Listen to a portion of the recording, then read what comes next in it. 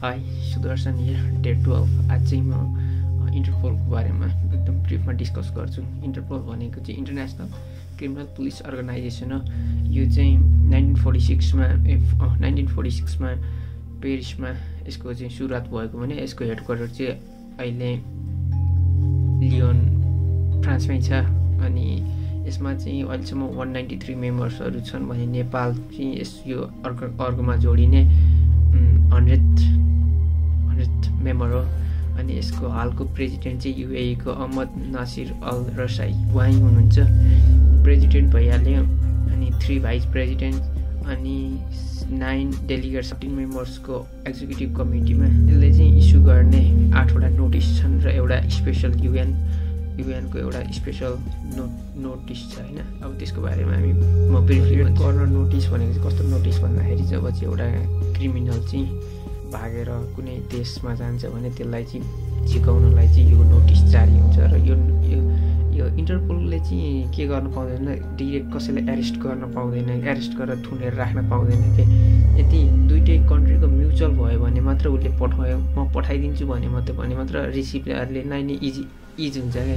नत्र भने चाहिँ नेपालले चाहिँ जिपी राइट चाहियो भन्छ, तर मलेसिया वा कुनै कन्ट्रीले उसलाई पठाउन चाहेन भने पठाउँदैन क्या। त्यो हुन्छ क्या। यसमा चाहिँ कुनैलाई फोर्स गर्न मिल्दैन। अब लाइकवाइज एल्लो नोटिस भन्दा चाहिँ यसले चाहिँ के हेल्प गर्छ भन्दा यसले यो नोटिस चाहिँ कति बेला जारी हुन्छ जब चाहिँ हराएको मान्छेलाई खोजी गर्नु पर्यो भने। अब यदि नेपाली चाहिँ इन्डोनेसिया, थाइल्यान्ड वा इन्डियामै गएर हराइछ भने चाहिँ यो नोटिसले चाहिँ त्यो मान्छेलाई चाहिँ लोकेट गर भनेर चाहिँ नेपाल तर्फबाट उनीहरूलाई एउटा रिक्वेस्ट जान्छ भनौँ न। ब्लू नोटिसको चाहिँ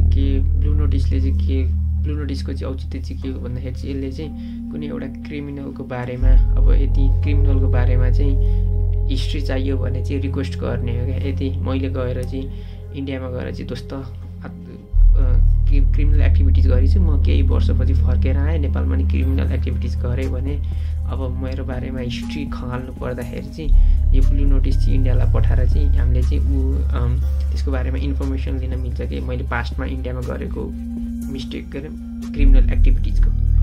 टकिङ अबाउट ब्ल्याक नोटिस, यो नोटिस चाहिँ कति बेला जारी हुन्छ भने जति बेला चाहिँ अनआइडेन्टिफाइड बडिजको इन्फर्मेसन लिनु पऱ्यो भने चाहिँ यो नोटिस जारी गर्ने गर्छ होइन।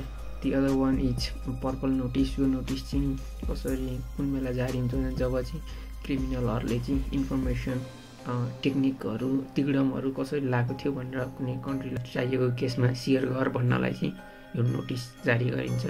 And the one is green notice भनेको चाहिँ के हो भन्दाखेरि यदि मैले चाहिँ त्यो पोटेन्सियल डेन्जरलाई ट्याकल गर्नलाई सजिलो हुनको लागि चाहिँ यो नोटिस जारी गरिन्छ कि एउटा कुनै क्रिमिनलले एकचोटि क्राइम गरिसकेको छ र ऊ कुनै अर्को ठाउँमा अर्को देशमा गएर पोटेन्सियल क्रिमिनलको लिस्टमा ऊ हुन्छ क्या होइन। उसले चाहिँ अब त्यो देशमा गएर क्राइम गर्ने चान्स कति हुन्छ, कति धेरै छ भन्ने कुरा चाहिँ अलिक धेरै नै हुन्छ। एकचोटि ट्रस्ट इस्यु टाइप भनौँ न हो, त्यही उसले गर्न सक्छ भनेर चाहिँ उसलाई चाहिँ उसको विरुद्धमा चाहिँ यो नोटिस जारी हुन्छ।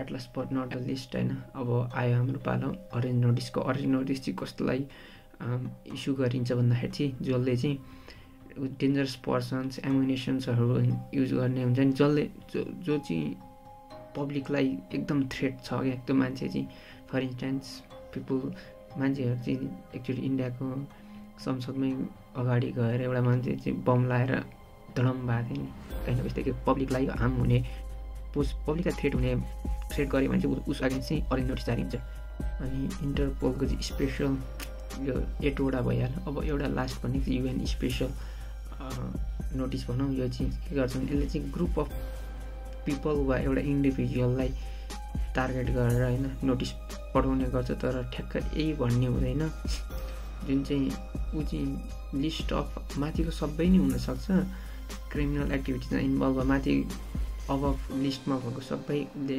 पर्फर्म गर्न सक्छ भन्ने नै हुनसक्छ। तर यो चाहिँ अलिक स्पेसल टाइप हो। यो चाहिँ एकजनालाई मात्र होइन कि यो ग्रुप अफ पिपल, यो मेरो विचारमा वा यो चिज इन जनरल चाहिँ टेररिस्ट यिनीहरूको लागि हुनु टेररिस्ट वा यो ग्रुप यो जसले चाहिँ अर्गनाइज तरिकाले चाहिँ पब्लिकहरूलाई हार्म गर्छ होइन। ड्रग डिलर्स हुन्छ नि एउटा ग्रुपहरू अनि टेररिस्ट यिनीहरूको लागि चाहिँ यो नोटिस जारी हुने गर्छ। Thank you, that's my time, day 12. See you tomorrow.